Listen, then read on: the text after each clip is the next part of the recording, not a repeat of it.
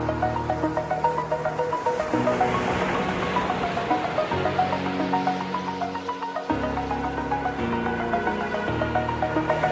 the edge, feel like I'm floating through the air. Hi guys! Good morning! Welcome back to my channel. So ayan, panibagong araw naman. Pero maulan na araw ngayon. So this is the perfect time na para manguha tayo ng, obvious naman sa thumbnail na linagay ko. So ano yung kukunin natin. Without further ado, sisimulan na natin. Let's go! Pala guys, wait lang. May nagpapa-shoutout nga. Shoutout nga pala kay Marian Sale at ayun guys, meron ako din ng kutsilyo. Meron akong gagayan. Let's go! Simulan natin ito. Mahal na to kasi ngayon yung perfect na kukuha tayo. Nagkakasip pa ako si Batman. Let's go!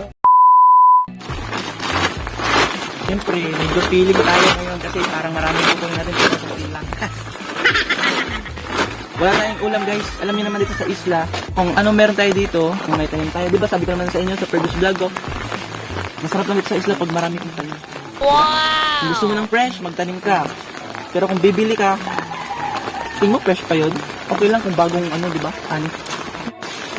Alam nyo, tayo iba-iba tayo magluto, kaya huwag kayong mag-judge. Kaya, diskarte lang.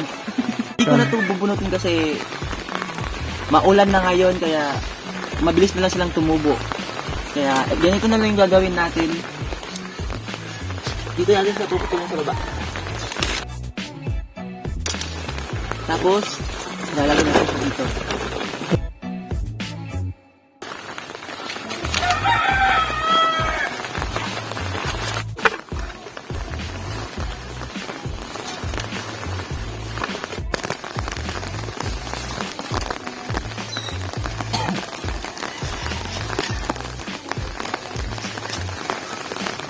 Guys, ito yung sinasabi ko sa inyo. Gusto niyo ng fresh na fresh. Gusto niyo ng fresh na tanim, magtanim kayo, do. Hindi porket isla dito, puro fresh na. Gusto no? Hindi. Yan guys, nangangawat ng tanim natin.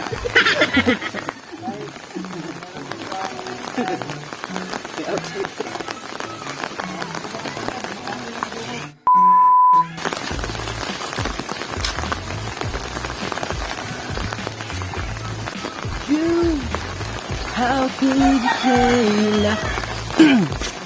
ito nga pala, tips ko sa inyo. Wow, may pa-tips si Randy. Char! Alam nyo ba, kailangan natin itong patuyuin muna kasi pag hindi natin pinatuyo, tapos nito agad natin, dun nyo mararanasan yung kate ng ex nyo.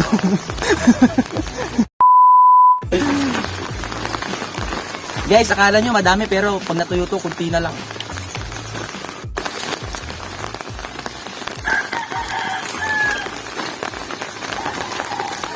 Ito talaga yung perfect timing na kumuha tayo ng mga gabi. Ito yung ginagawang laing. Alam niyo naman, kami nakikita niyo na yan. Sa mga laing lover dyan, especially sa mga taga Bicol, this is your delicacy, di ba? Guys, tapos na tayo nanguha. So ngayon, yung second step natin is, siyempre, patutuyuin muna natin ito kasi hindi naman natin pwede pinutuyuin na ganito lang, di ba? Kasi alam niyo na yan, sa mga mahilig ng laing, alam niyo na yan kung bakit natin patutuyuin ito. Kaya, let's go! Guys, dapat guys yung content namin guys, mga kami ng gabi sa kapitbahay ko naman.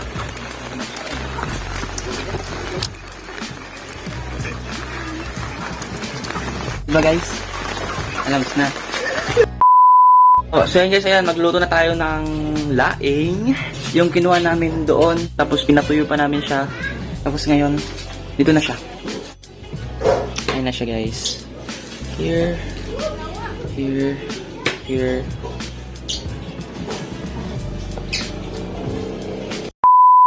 Silyan mo natin to kasi konti lang yung apoy. Ayan yun!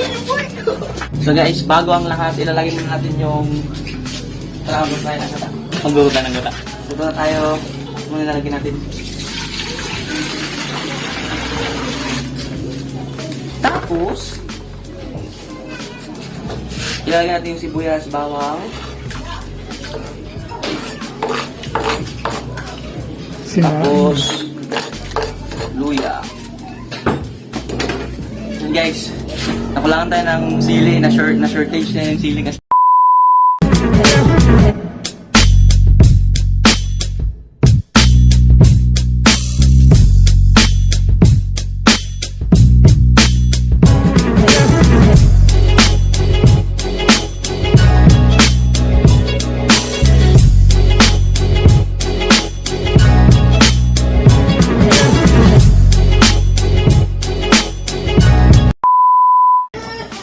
Yung gata, linagay ko na yung gata kasi papakuluan natin yung gata. Tapos, tsaka natin ilalagay yung tangkay ng, gagawin natin laing.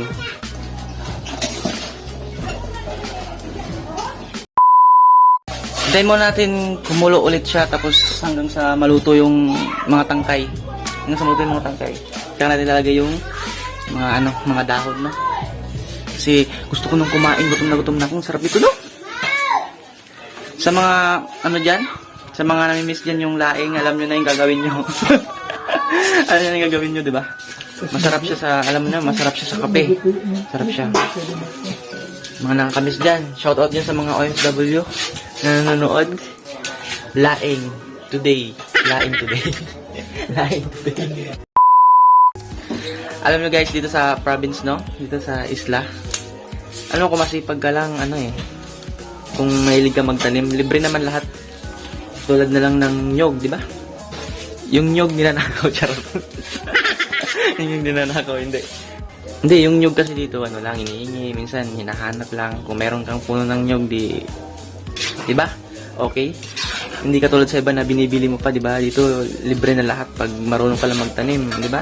Tsaka sariwa lang yung kinakain mo. Diba, katulad yung sinasabi ko, always, kung gusto mo ng sariwang gulay, magtanim ka, di ba?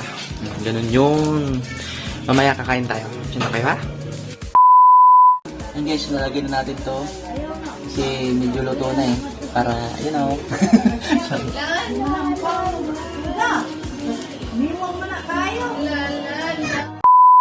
Guys, alam nyo naman na iba't ibang uri yung pagluto ng laing, di ba?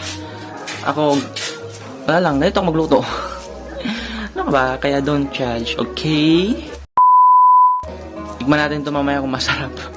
Kasi sa totoo lang, first time kong magluto ng laing. Oh my goodness. Buti nga, libre lahat, di ba? So yun guys, nilipat ko na lang dito sa loob kasi magsasayang pa kami ng kanin. Kaya dito ko na lang muna sinuto kasi maluluto na siya. Linagay ko na yung pangalawang gata. Ano siya guys na yun? Diba? Ayan o. Oh. Guys, tikman natin.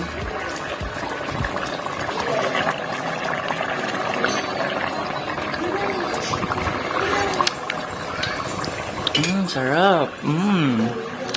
Parang ako lang. Char! Ay guys, ayan, naluto na yung laing, no? Ayan, ito na siya. Nakikita nyo naman sa thumbnail kung ano yung niluto natin. Kaya ito na yun. So ngayon kakain tayo.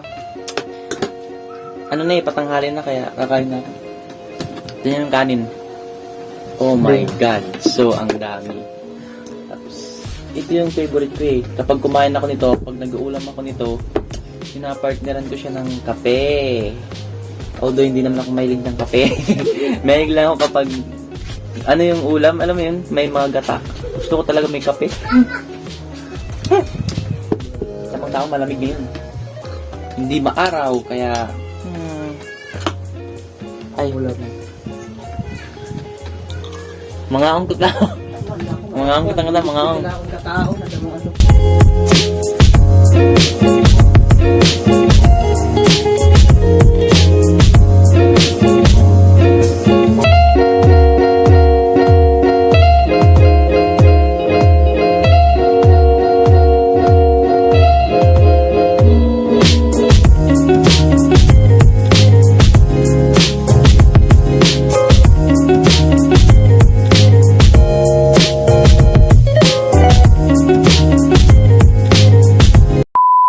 Ayan guys, hanggang dito na lang yung vlog na to.